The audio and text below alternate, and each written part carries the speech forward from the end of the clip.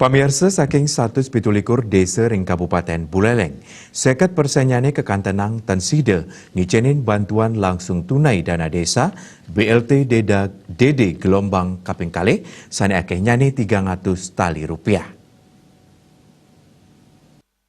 Kan inucap kebausang langsung oleh Kadis Pemberdayaan Masyarakat Desa Kabupaten Buleleng, Made Subur.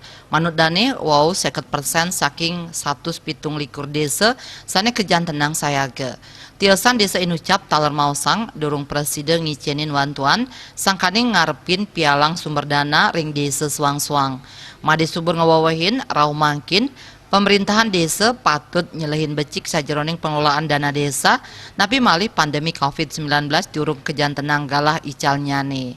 Parindikan sani kedadosang prioritas sani mangkin, luwire tata cara antuk nambakin tur ngicenin pangruhan kesehatan, miwah kewentenan masker wiadin serana penyokong sani tiosan, mangde COVID-19 nenten sayan ngelahlah macang krama.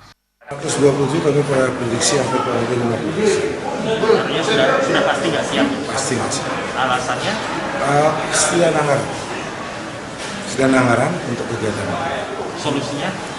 Solusinya mulai musyawarah khusus.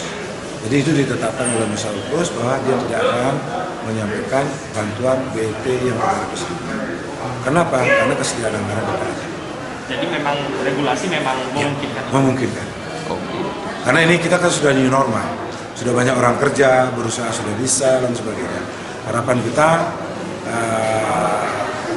ini perlu dievaluasi dan pencermatan sumber daya. Subur ngawawahin desa sane nenten side nganggarang dana desa gelombang kedua puniki keaptiang laksanayang pabrik bagan sareng BPD antuk muningayang kuentenan desan ipun sane nenten side ngelanturang ngicen BLT gelombang kedua sangkaning kirang nyani anggaran. Komang Yuda, Bali TV.